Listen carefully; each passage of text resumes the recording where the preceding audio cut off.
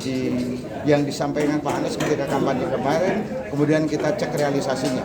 Dari 23 itu yang kita apresiasi cuma 4 atau 5. Itu kita apresiasi, artinya berhasil, cukup berhasil.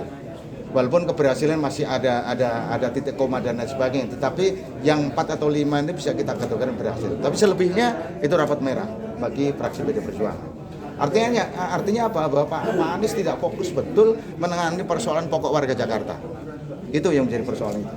4-5 program itu diapresiasi Pak karena ada progresnya gitu Pak? Iya, progres. Soal misalkan soal integrasi transportasi Jakarta itu cukup baik. Gitu, kita kategorikan cukup berhasil lah Pak Anies dalam mengintegrasikan. Walaupun ketika bicara transportasi publik ini kan bukan pekerjaan instan, artinya bukan pekerjaan 5 tahunan. Ini pekerjaan panjang yang pada akhirnya hari ini Pak Anies bisa melakukan inovasi, kemudian bisa melakukan integrasi dengan baik. Gitu. Karena ketika bicara transportasi publik, misalnya MRT kan bukan program Pak Anies misalkan, tapi semua itu bisa dilakukan integrasi dengan baik. Itulah yang kita katakan itu cukup berhasil, bahkan kita apresiasi cukup berhasil. Gitu. Kalau selain dari 4-5 program itu berarti sisanya 0% atau dikit gitu Pak? Ya nyaris, misalkan contoh program normalisasi sungai, pembangunan ITF, pembangunan LRT, itu kan nol semua. Gitu loh. Normalisasi atau naturalisasi 5 tahun kita hanya berdebat toh, tetapi dua-duanya nggak dikerjakan. Gitu loh. Tidak ada satupun yang dikerjakan. Bahkan hanya sekedar melakukan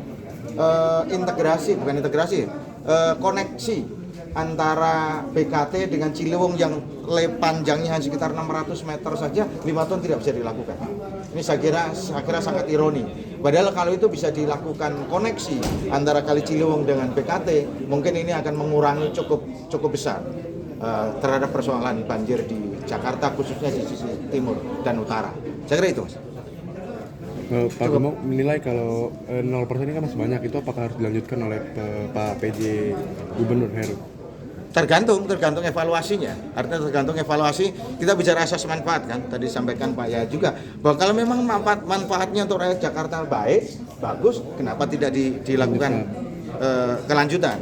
Tetapi kalau setelah kita lakukan evaluasi, artinya Pak Heru melakukan evaluasi, ternyata antara manfaatnya dan mudaratnya lebih banyak mudaratnya, ngapain mesti dilanjutkan? Jadi tentunya Pak Heru akan melakukan evaluasi secara utuh supaya rupiah yang dikeluarkan melalui APBD itu betul-betul bermanfaat buat rakyat Jakarta.